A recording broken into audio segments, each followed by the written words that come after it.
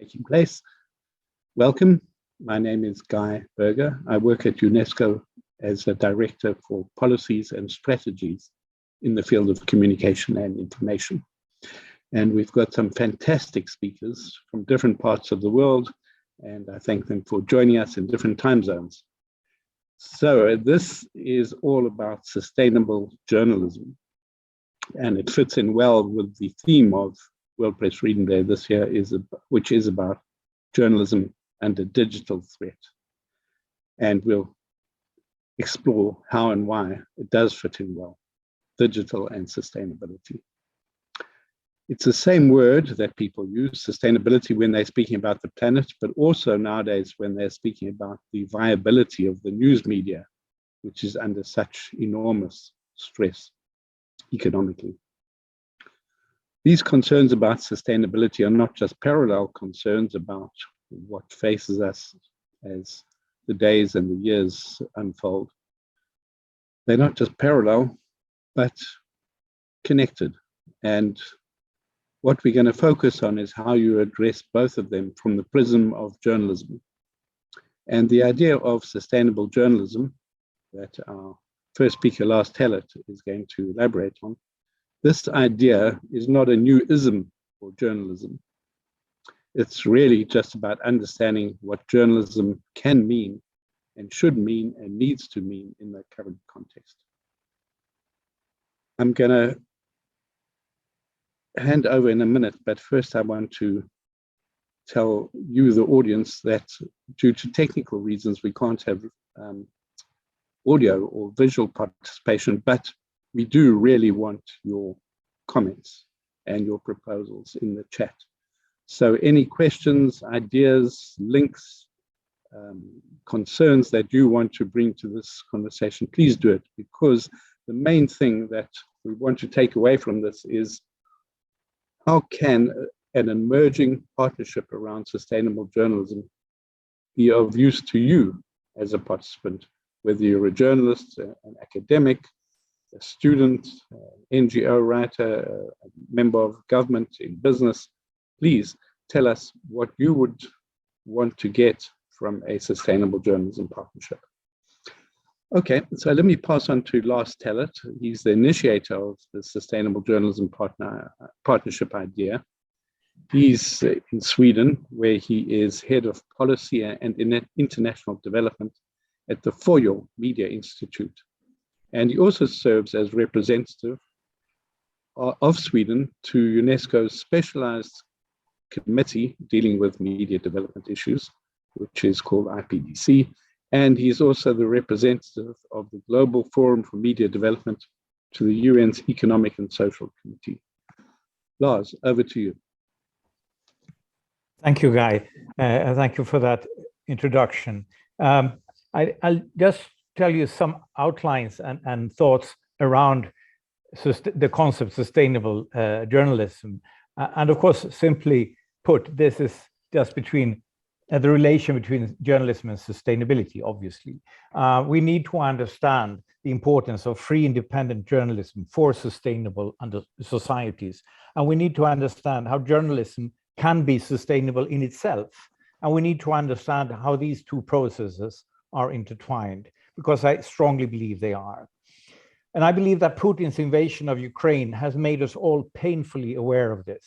It has made us aware of that a transition towards sustainable societies is necessary, not only for future generation, but also for our own safety and freedom. It has made us even more aware of the need for independent, fact-based quality journalism that has the capability to explain how all this is interconnected.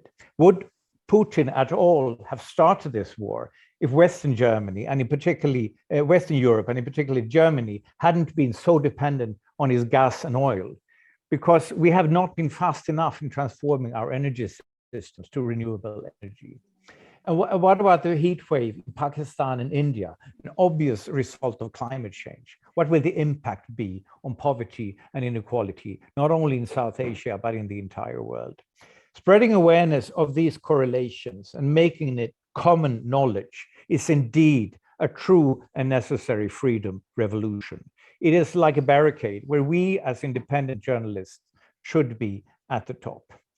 But isn't this exactly what we as journalists do, you may ask, or at least what we would like to do? So what is new about sustainable journalism, as Guy put it?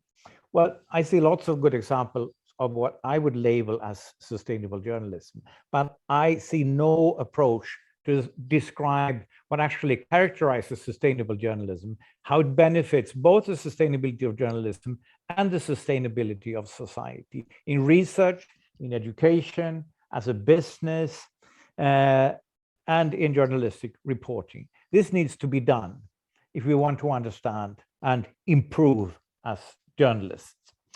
Today, we see a tremendous need for journalism that explain this multidimensional view of our reality. And for us as journalists to be able to do this, we need training and we need education. And these educations and trainings need to be backed up by action research that indicates what works and what doesn't work. And finally, we need enduring economic foundations for independent journalism, because without economic independence, there cannot be editorial independence. So this is the essence of sustainable journalism. But when I talk about sustainable journalism, people typically view the concept quite differently. About half of the people I meet, they ask me, okay, so this is about environment. When I say sustainability, they think of climate change and loss of biodiversity, because this is how they define sustainability. And about half of the people I meet ask, okay, so this is about developing business models for media companies so that they can generate profit over time, or models where government, development aid organizations, tech companies ensure enduring economic foundations for the media. Well, I say it's both, because they are interrelated. And I see no contradiction between potential profit and environmental. I'm not saying it's an obvious connection, but there's no contradiction. And please let us not forget social sustainability, where I consider, as one example, gender equality as a prerequisite. And Dr. Yemisi will talk more about that angle. We need to change our mindsets. Journalists, media managers, media developers, media owners, and media researchers, because if we don't take sustainability into consideration in the production and publishing of journalism, there will be no democracy to defend. There may not even be a society to defend. And we need to rethink now, because our time is limited. We need to take this reality into consideration, because this is the world in which we live in, and which we as journalists are supposed to describe and explain. So instead of developing concept in separated silos, sustainable journalism directs its spotlight on how different journalistic and media business approaches affect the sustainability of journalism and the society. Because as societies are transforming, as climate change and other related processes drive a need for more information on sustainability, journalism must also transform to keep up to pace. If this doesn't happen, journalism risks to become irrelevant and superfluous, both as a business and as a practice.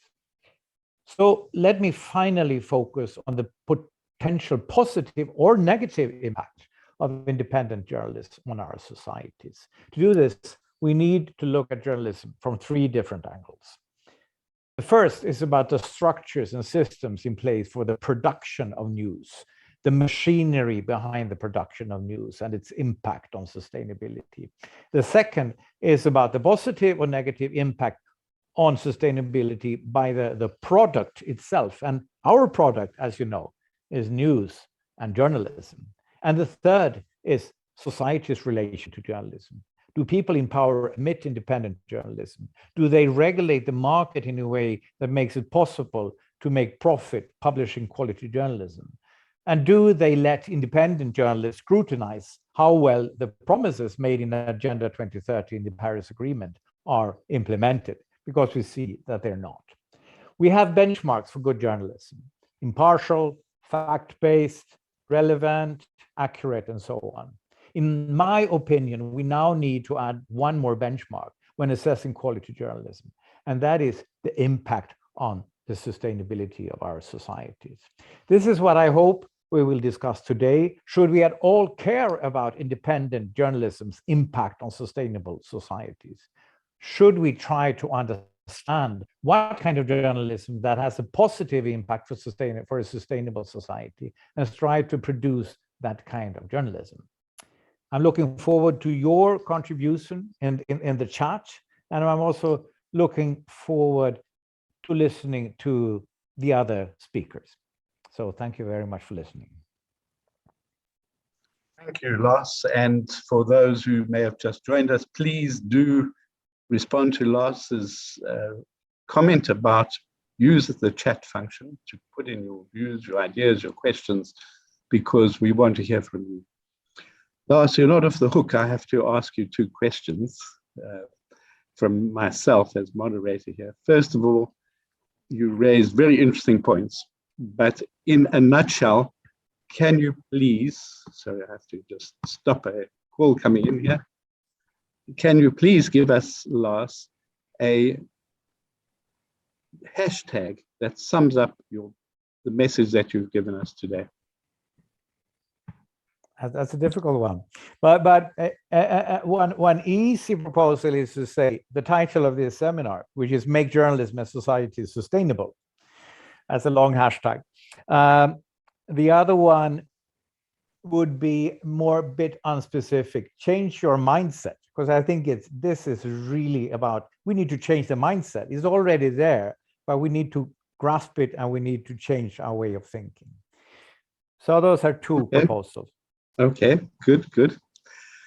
Change your mindset, hashtag change your mindset. I like that. My other question to you is that sustainability requires long-term thinking. And we know, of course, journalists by and large have to chase breaking news, new developments. So they have a focus, which is often day to day, perhaps week to week.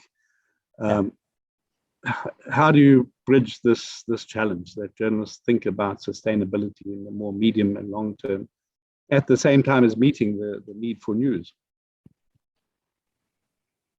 Well, I have a third hashtag that will be think breaking news and long term. Think local news and global news. Think today and the future, because everything today is interconnected. I think that the example I gave here with Putin's invasion of Ukraine, it's obvious how everything is interconnected. The lack of sunflower oil, how that will affect the world. And I think this is what I call kind of multi-dimensional thinking. That is one way that we need to rethink as journalists. Okay, I think that's good food for thought, and further hashtags. I hope you'll put them in the chat.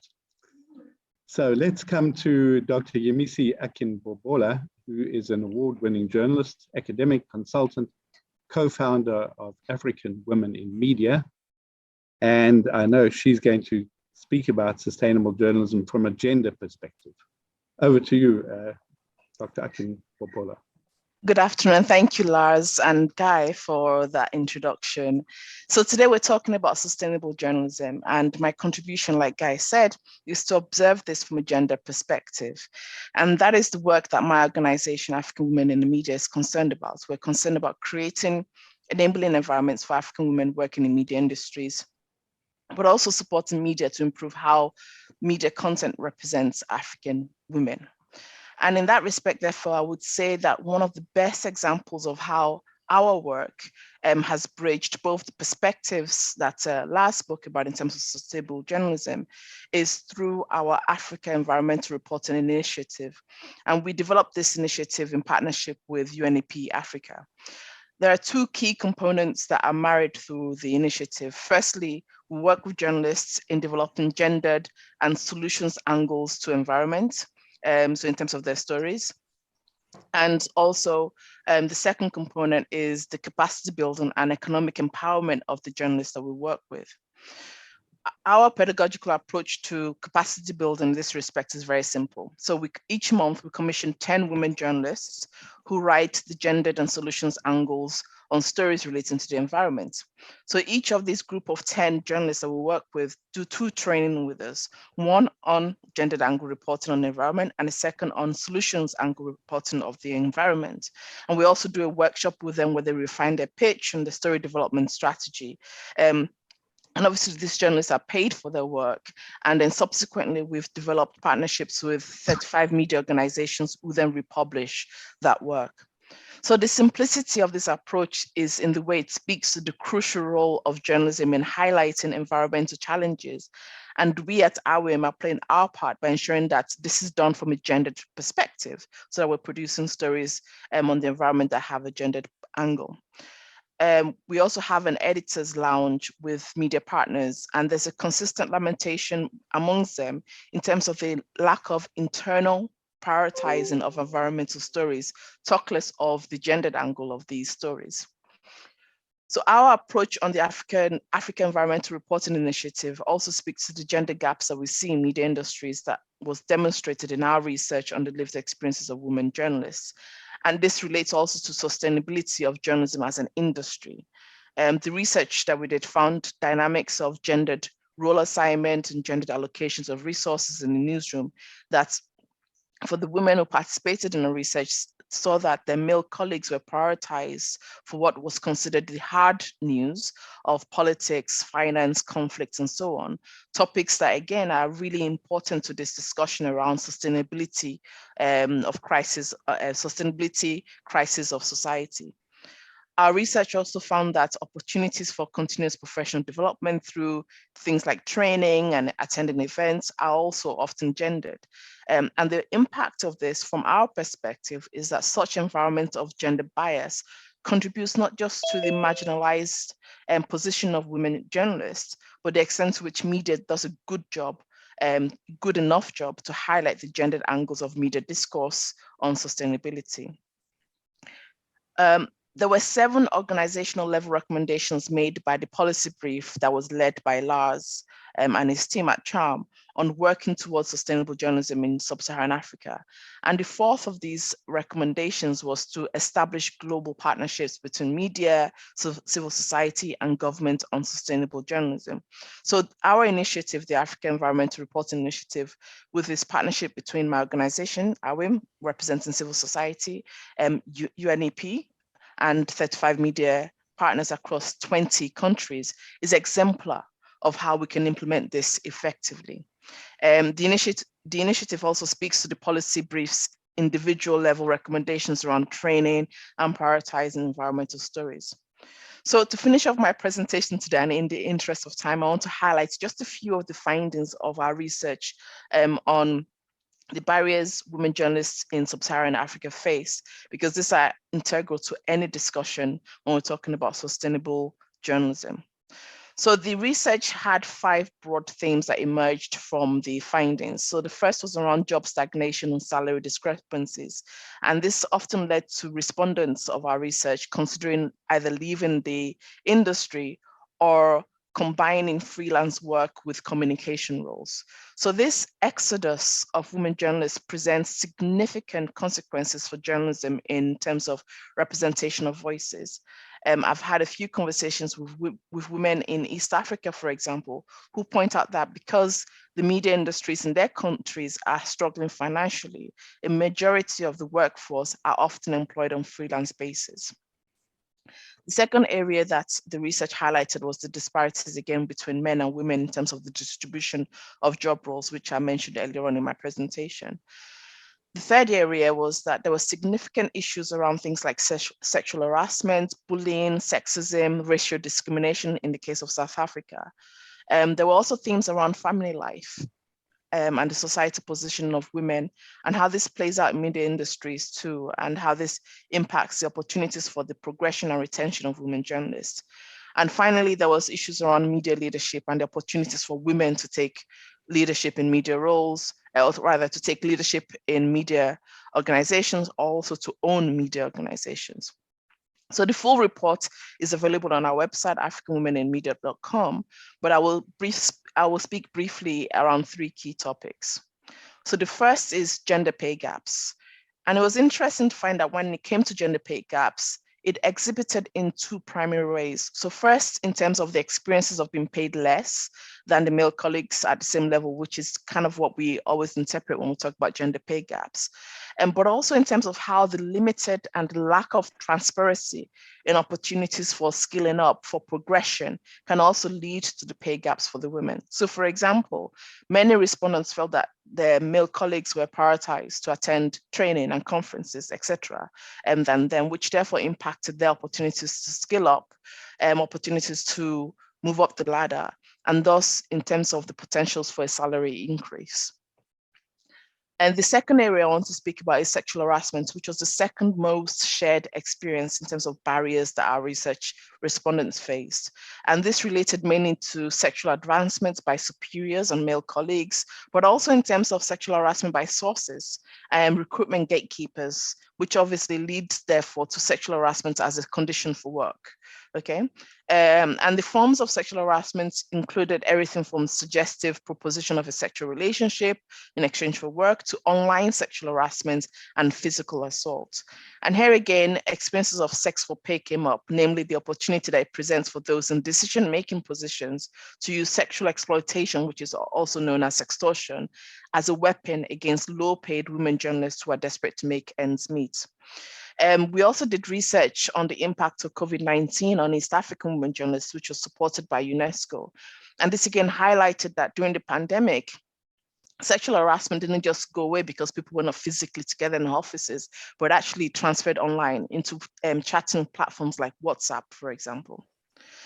So the final point I would like to make in the interest of time is to highlight how much more work needs to be done internally with media organizations and women journalists themselves to understand what we mean by gender discrimination in media industries and the consequences of this at individual and organizational level. And of course, how this ever-present danger is an integral component for any discussion around sustainable journalism. Thank you. Thank you, Dr. Akin, Bobola. I think those are really important points about clearly dealing with gender inequalities in journalism and how journalism also reports on those topics. I'm happy to say that the research that you mentioned, UNESCO's IPDC committee helped support some of that. And so it was very, very important. I would really commend people to look at that report, and perhaps you want to put a link in the chat. And again, let me encourage anybody listening to put in your thoughts and tell us in what way this concept of sustainable journalism could address some questions you have, or what would you want to hear or get from a sustainable journalism partnership. I have to ask you before we move on, your hashtag. Sums up your remarks. Well, like Lars, I've got 2. So the first one is report the gender angle, and I think that's pretty straightforward. And the second one is a gender balanced newsroom is a sustainable newsroom. So, wow. Which I think speaks to both sides of the coin. Okay, thank you. And please put those into the chat. I wanted to also then ask you, and it's partially encompassed in your hashtags, but maybe there's additional, your top 2 tips to journalists who are thinking about sustainability issues and reporting on them. What should they keep in mind to make sure that they tackle this from a gender sensitive point of view? Yeah, that's a good question. I think generally when reporting on the gender angles, that there a number of ways you could approach it. But first, I think is always things around fairness and the use of language to make sure that you're using the right language to tell stories from a gender angle, but also being conscious of not promoting stereotypes that further adds to the issues of gender bias, gender discrimination, etc. So those very practical things that you can do. But then also there's the issue of sources. Right? Who are the voices that you're using in your news story? So being gender conscious when selecting experts, ensuring that you represent more women as experts in the field on whatever topic that you're discussing. So at AWIM, at my organization, we actually launched a platform called Source Her, which is supported by FoJo Media Institute. So that's sourceher.africanwomeninmedia.com. And this is a database of African women experts from a range of industries. So we're really trying to get more media committed to this idea of making sure that you're balancing your thinking and your use of expert sources, making sure that more African women are represented there. And also when it comes down to things like interviewing, right? Interviewing female sources, again, some cultural and gender sensitivities need to come into this. So for example, in a patriarchal society, some women do not feel empowered to speak to the media in their homes. So you got to also think about the location of your interview, the language of your interviewing, okay? So in such situations now, you might find that the women that you want to interview would feel more empowered to speak in their workplace or out in the field as opposed to organizing the interview at their house. So we must exercise a level of flexibility and be willing to go that extra mile where it's needed. Right. Okay, thanks for that. So let's move on to our next speaker, who is speaking to us from Toronto. It's Supriya Vermer, who is a citizen journalist, global sustainability advocate, and social entrepreneur. She is the founder of a magazine called the Sustainability X magazine, which promotes conscious consumerism. Supriya, take it away. Thank you for the introduction. Please go ahead. I understand you're going to show some slides. Yes, I was just getting that ready.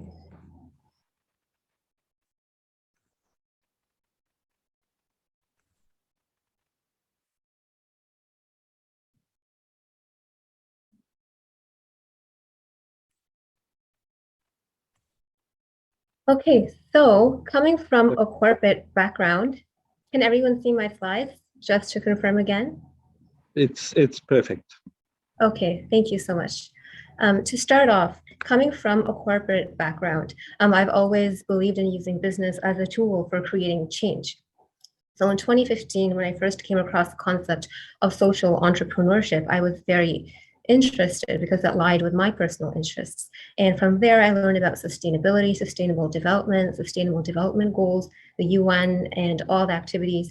And I was so excited, I set out to find a media platform that is dedicated towards sustainability and that covers sustainable journalism. But I found a gap. And I think we can call that a sustainability journalism gap. And there was a lack of dedicated platforms towards covering sustainability from a journalism perspective in a holistic manner. So I was very frustrated at the time. So after doing more research in 2016, I went out and created my own platform called Sustainability X to help address that gap. And now it has expanded into a magazine, and it's basically a digital initiative bringing the environment and economy together for a sustainable future through dialogue, which has more of a holistic and interconnected systems-based perspective, if you will, over the traditional and usually ineffective siloed single lens approach. So in order to understand what sustainable journalism is, we need to first define sustainability. Sustainability is much more complicated than what it seems. It's interdisciplinary, interconnected, and a highly intertwined web of multiple elements and disciplines that are literally inseparable. So for example, Sustainability X specifically relies on 4 pillars of sustainability. The first one being environmental stewardship, that looks at environmental health, economic prosperity, which looks at economic growth without the element of capitalism, if you will, and also at the same time, shifting away from our current take, make, waste linear economy towards a circular and more healthy and regenerative economy. Third, we have social inclusion, which focuses on equity, diversity, inclusion, and gender, and BIPOC communities and vulnerable populations. I think Yemisi touched on that very well. And then we have just governance, which touches upon responsible political leadership to create systems that are in fact fair for all. So in totality, to summarize it, sustainable journalists actually need to integrate these pillars together when storytelling to create real impact. So as a journalist and as a communicator, I believe we have a lot of responsibility in terms of how we can influence our audiences and their mindsets and the actions they take as a consequence of the messaging that we give out. So to start off for sustainable journalism, journalists need to look beyond the climate crisis, and we have to address all audiences, not just a specific section of society, but take everyone together as a whole. And that includes lawmakers who develop policy and regulations that eventually affects what we can and cannot do, scientists who produce the solid data on climate science, environmental science, social science, and EDI science, EDI being equity, diversity, and inclusion, the corporate world who are looking to incorporate sustainability into their strategies and looking to curb their emissions and dignify and improve the quality of their supply chains, students who are involved in activism and advocacy, and consumers or just normal people who are interested in sustainable living and who want to find a way to reduce their own personal carbon footprint and reduce their waste. And again, communicators are responsible to influence the mindsets of how we think about sustainability and change that for the better. So in terms of sustainable journalism, what I've noticed is that there's a lot of doomsday dialogue, there's a lot of negativity, there's less focus on the positivity, which is why I suggest that we shift away from that towards a dialogue that sparks and ignites hope and positivity, and it encourages and empowers your readers to believe that they too can be the change that we need to see in the world and work together to create a more sustainable world, and that every action actually counts. Journalists also need to highlight solutions and possibilities along the way and celebrate the work of changemakers around the world, which can help add more inspiration to the positive side of the dialogue. So to summarize this, we need to tie modern day dialogue together with the UN's SDGs to help achieve them faster by 2030 or even sooner to create a more sustainable world together as a society. Now, in terms of newsrooms, I believe newsrooms have an even larger responsibility when it comes to ensuring that your journalists are trained to understand their job when it comes to sustainable journalism. And that would start off by changing the internal culture within the newsroom with regards to journalism to foster more collaboration instead of having journalists stick to individual silos within their own verticals, if you will. And that would start off with training them with EDI skills and sustainability literacy, excuse me. And again, that would be of aid through increasing collaboration between journalism branches or verticals, such as business journalism, then we have politics journalism, environmental journalism, and all the verticals that exist.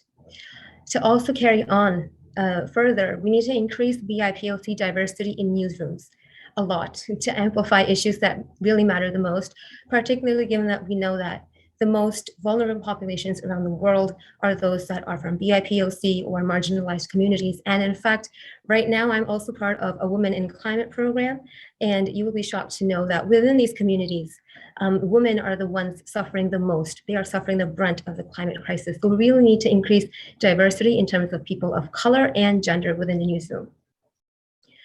So journalists basically need to be trained with basic science and guided to tell stories that encourage businesses and individuals to stop prioritizing capitalism over social inclusion and environmental justice and try to look at the bigger picture. So in terms of some examples, I've come across a lot, but for the sake of this presentation, I've chosen two that really stood out to me. Just last week, I saw a newsletter by a very big media company, which is, I didn't expect this from them, but it was titled China's Sustainable Finance Boom. And within the newsletter, it was all about green energy and power purchase agreements. And there was no mention of people or improving social inclusion or resilience. And the first thing that stood out to me was that the word was wrong. This journalist was not supposed to use the word sustainable. And given China's track record with regards to human rights, there is no sustainability without equality. And to be sustainable, you need to be both green and resilient. You can't be sustainable without one of these two components. They come together. So this demonstrates the point that we need more sustainability literacy within newsrooms. Second, I came across a report that was in regards to newsrooms not disclosing diversity numbers of their newsrooms and their journalists and underrepresented numbers. And that was mostly because, or it was assumed in the report that was because they were afraid that the data would work against them, the numbers would work against them. And that is a paradox in itself. And that also demonstrates the point that newsrooms and journalists need to practice what they preach, because we have journalists talking about EDI and social inclusion these days, but newsrooms need to also employ those tactics within their organizations and increase representation within their newsrooms. That also demonstrates the need for newsrooms to change the culture within their newsroom to have a diverse newsroom. And with regards to the future of funding in terms of sustainable journalism, I think it's going to be a combination, if you will, more or less with regards to crowdfunding and collaborations between newsrooms and within newsrooms, between verticals, like I stated before. We can also have paywall memberships, recurring subscriptions, so memberships again, government subscription subsidies. But when it comes to businesses and getting funding from businesses, that is the catch. We have to evaluate ethical sources and make sure that the companies that we're working with are actually delivering on their sustainability promises and that they're just not greenwashing. For example, you wouldn't want to be working with a big oil company and writing pieces on renewable energy when they are clearly not involved in such initiatives. So essentially, the funder's purpose and their values should align with those of the newsroom and the journalists working on the story. So to sum it all up, sustainable journalism is actually a mix of all the verticals within journalism. For example, climate journalism that looks at environmental news, UN conferences, and covers IPCC data. Business journalism that looks at sustainable corporate initiatives or the lack thereof. Political journalism looks at sustainable policy developments, and social justice journalism looks at the issues of EDI, Black Lives Matter, BIPOC issues, LGBTQ, climate vulnerable populations, and women. So to summarize my talk, I would like to end with a very holistic, huge quote. So sustainable journalism allows for stories that have been missing up until now to be shared in new ways to integrated audiences worldwide. Between the system and the individual, the stories which have the power to make us care, change the way we think, and get involved often get lost, and that's the most unfortunate part. People receive different information in different ways, which affects their mindsets. And although the responsibility lies with everyone, including businesses, nonprofits, and governments, the responsibility first lies on journalists and communicators, like I said earlier, who are actually much more powerful than they can imagine, to tell stories beyond climate and capitalism, towards environmental and social justice that resonate with different audiences in a holistic manner to create change. Thank you for listening to my talk. And if you have any questions, feel free to reach out to me at sia@sbsxgroup.com. Or if you have any ideas to pitch or would like to continue the conversation, you can pitch your idea to pitch@sustainabilityx.co. Thank you.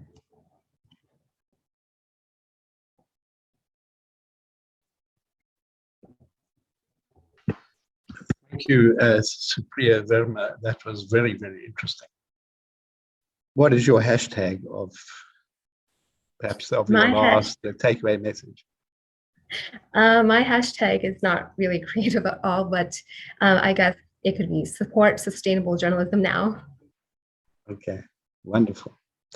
Yeah. And the question I want to ask you is, here you are a social entrepreneur, you've started this magazine. From an economic point of view and based on your experience, what would you suggest to others to inspire them to do something similar? In particular, where can they look to find the money to pay the bills for running a media enterprise like yours? Well, to be very frank, it is very hard starting off, and you really need to believe in your vision and mission and persevere and get through that as an entrepreneur in general. I think that applies to everyone. But in terms of sustainable journalism, I think there is more interest because a lot of people are reading these days. I started this in 2016, but particularly during the pandemic when a lot of people were online, there was more interest and people wanted to learn more about sustainability and global warming and climate change and what role we can play. So in that sense, I think it would be good to, like I said during my presentation, you can use crowdfunding and get people and your readers to help support you financially through memberships and recurring subscriptions.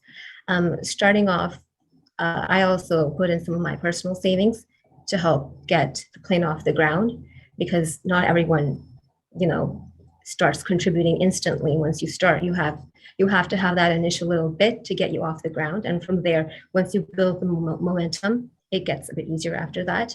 And if you can get any sustainable business on board, advertising, and after that, it gets easier. But once you get started, you really have, I think, to communicate your brand message to get everyone on board and believe in your mission so that they can support you, so that you can advance.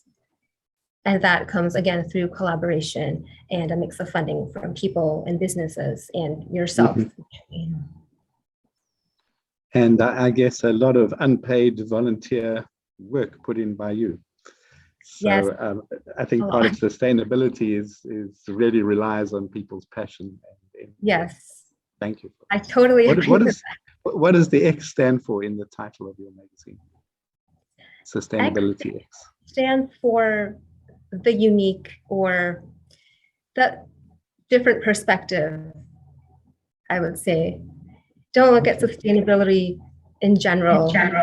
You have to think about it differently in a holistic perspective. So X is more about think differently, do something different, and make change. Well, that is super. Thank you so much. So again, let me encourage people who are listening to put in your thoughts, your comments, your ideas, your suggestions. And let me just turn to the last input, which is landed on me by Lars. And so I'm not an expert in this, but he asked me to try and address this because I had raised this issue to him. And this is an issue, so it deals with trying to approach the two perspectives. One point you can come from the global sustainability perspective, and the other point you can come from the sustainability of media, such as the magazine that we've just heard about.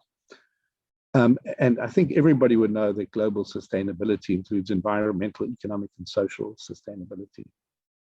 And if we look at the antithesis of all those aspects, we could today point to disinformation, because disinformation destroys social cohesion. It really distorts economies which rely on informed choices. And we know that a lot of disinformation is also against environmental protection issues. And at the same time, I think we all know that disinformation is also an antithesis of journalism.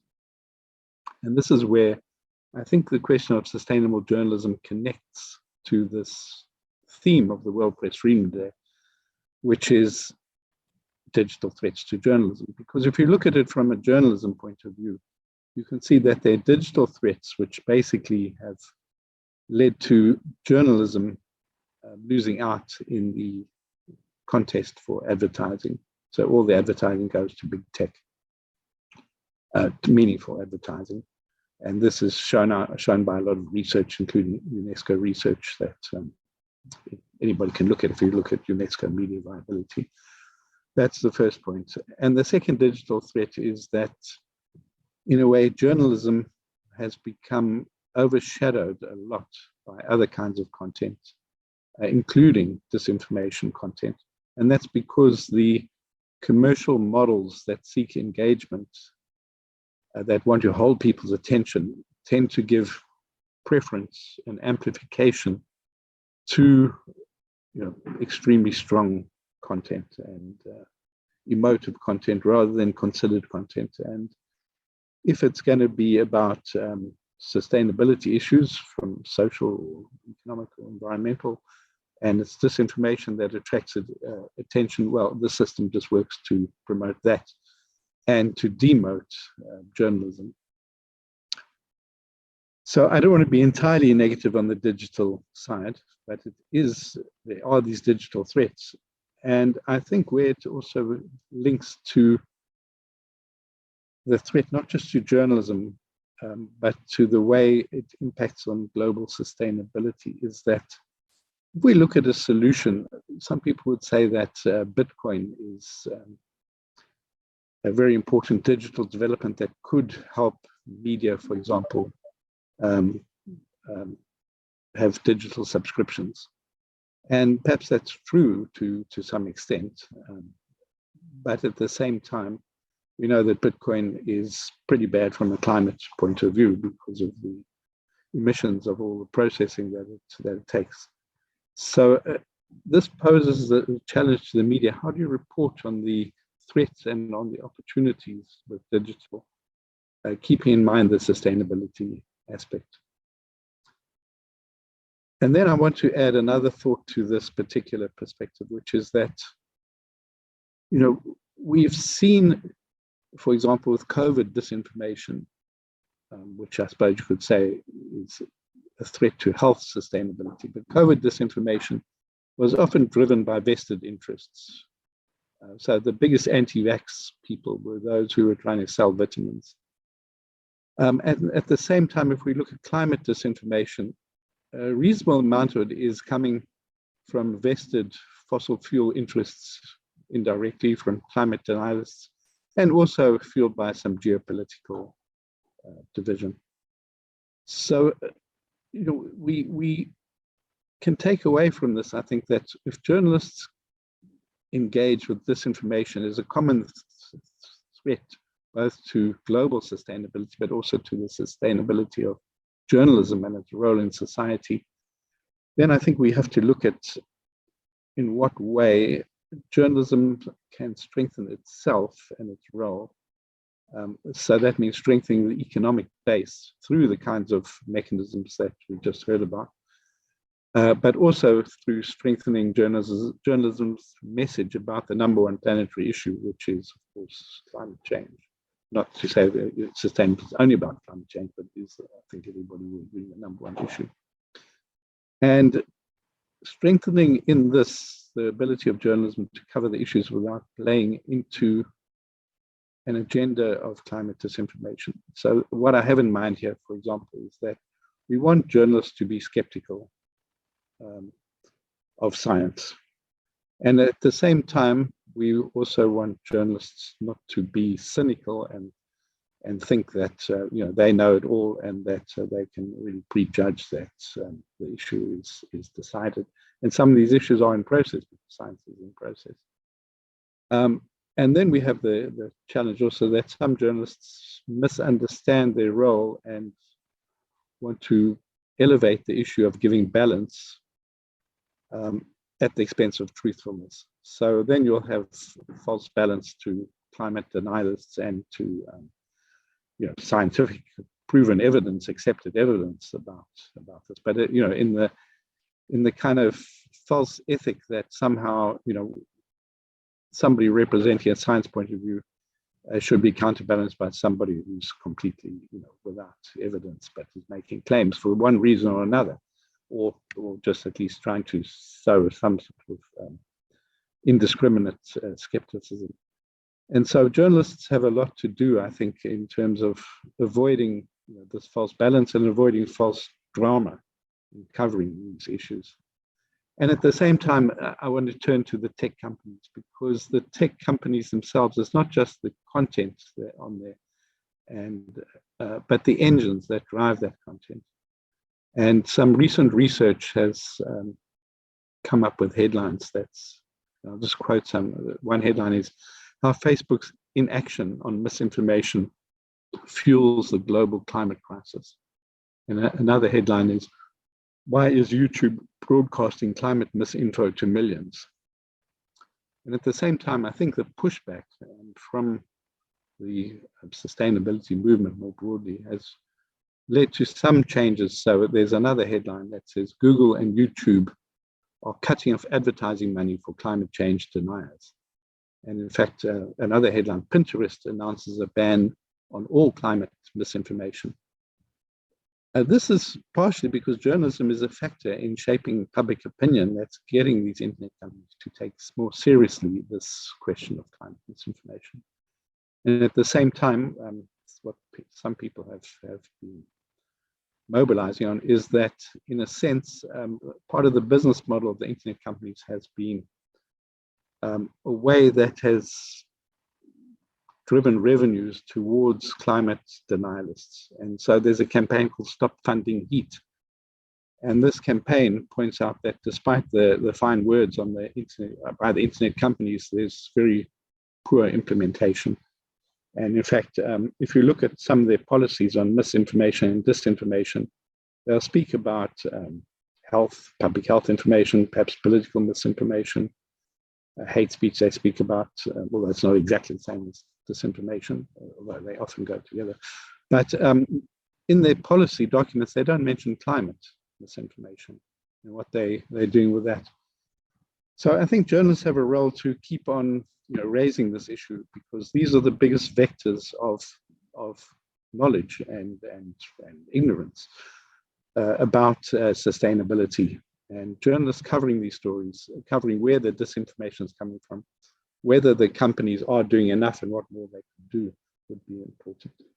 And in that regard, I just say that journalism can help open the black box so that companies feel the value about sharing some of their own internal research about how misinformation is spreading, how their own recommendation algorithms can be feeding into this. And at the same time, journalists can ask the internet companies to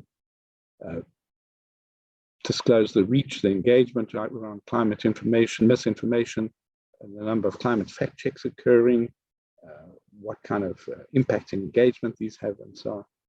And actually open up the APIs so that researchers and journalists can begin to do their own independent research about what's happening, so they can see what's coming down the pipeline in terms of misinformation before it really hits that scale and causes big damage.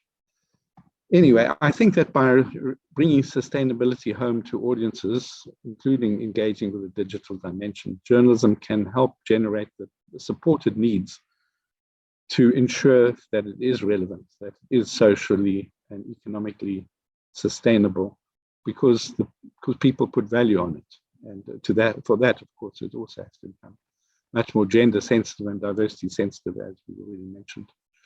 So those are some thoughts in some of the ways in which I think there's an intersection about disinformation on the one hand, broadly speaking, internet companies, global sustainability, and then the sustainability and role of journalists.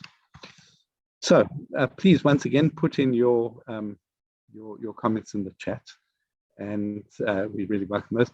And let me pass back to Lars, who's going to tell us more about the Journalism Sustainability Partnership. Thank you. Thank you, Guy. First, just say a few words about Supriya. You mentioned hope and how important hope is. And I must say your presentation filled me with so much hope. And you probably all think that we have prepared this for months, as we are saying basically the same things. This is the first time I hear Supriya talk, and it's the first time she hears me talk. And we are basically saying the same things, 2 different continents, 2 different generations. And that gives me a lot of hope. So thank you, Supriya, for that. And of course, also Guy and Yemisi. It's just fantastic that we have kind of the same kind of thinking and the same notions around this. Now, so basically what we want to do is kind of make something out of this, the fact that we have so many similar thinking and on different continents, and we want to make a partnership around this. And so if you want to dig deeper into this discussion, I would really encourage you to participate in the launching of the Sustainable Journalism Partnership that we will launch on the 31st of May. It's a network for journalists, media researchers, sustainability researchers, entrepreneurs, where we develop knowledge and practice based on the relation between journalism and environmental, social, and economic sustainability. We want to work in an informal, deliberative environment when developing multidimensional knowledge and approaches in research, in education, as a business, and in journalistic practice. And if you want to participate, you should go to FoJo.se, which is, and I'll put the link here in the chat. But if you can't read it for some reason, I can just encourage you to check FoJo.se. Everybody remembers that. And there you can actually assign for this conference. And it's a hybrid event, so you can be there online. You can participate online. If you want to see beautiful Sweden in June, you're most welcome to join us on site. It will be an event both in Kalmar, where the Linnaeus University is situated, where I work, and also in Stockholm, where I also work actually. So most welcome to join us. 31st of March in Sweden, the launch of the Sustainable Journalism Partnership. Thank you, Lars. Well, we are reaching the end now, and indeed, everybody is invited to help make the path of sustainable journalism by walking it, because it's a complex notion on the one hand. On the other hand, it's fairly straightforward as to what it means that journalism should contribute to sustainability, and that's part of itself becoming more sustainable when it's under such a lot of threat. I wonder, just before we wrap up quickly, if our other speakers have a quick comment to make, having heard each other. Over to Dr. Akin Bobola. Thank you, Guy. I think it's been great to, like Lars said, to hear how all the multiple perspectives are quite intertwined as well. I'd love to hear more about Supriya's work and see where we can work across borders on achieving what we're both trying to achieve. And I think it's the first step is to create the awareness and to have the discussions, but actions speak louder than words, as they say. So it's been really great to see how we progress, and particularly after the launch at the end of May that Lars just announced.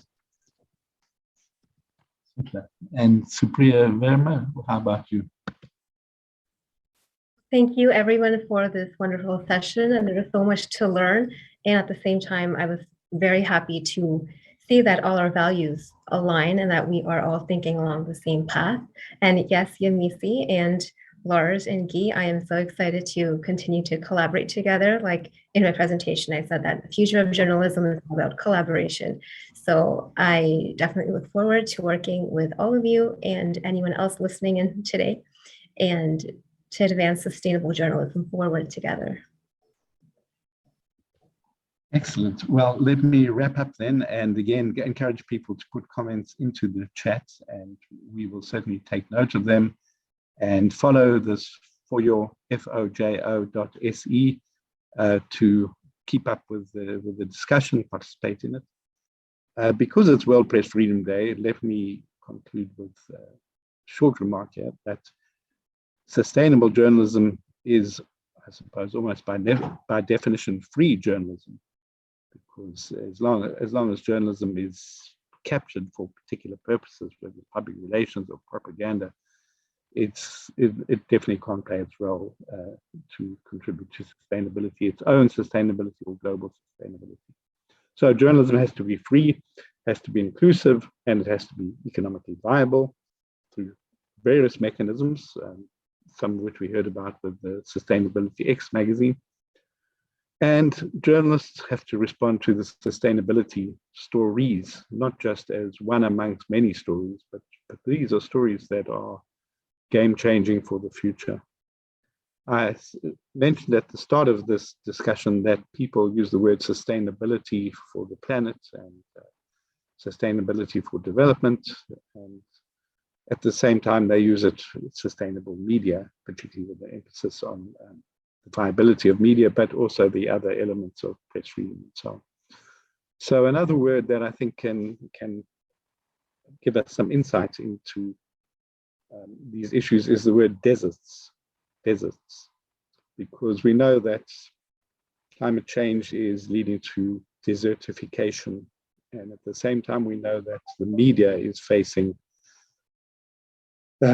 extinction in some cases, but downsizing in other cases. And so we have news deserts, which have long existed in many, many countries in terms of people's languages and accessibility of media, but they're growing. And unless we can actually address both these issues because of the interdependence, I think we don't have a bright future for sustainability. So let me conclude by giving my hashtag, which is explore sustainable journalism, because it is a concept in process, it's a notion in process, it's a movement in process. But if we don't explore it, I think we are missing a huge opportunity and an urgent opportunity. So with that, let me thank all the speakers, and particularly Lars Tallert, who's been put this whole thing together. I wish you a happy World Press Freedom Day. There's a lot of work cut out for all of us, and for sustainability journalism, we need your participation also. Thank you, and enjoy the rest of your day or evening, wherever you are. Thank you, Guy. Bye-bye. Bye.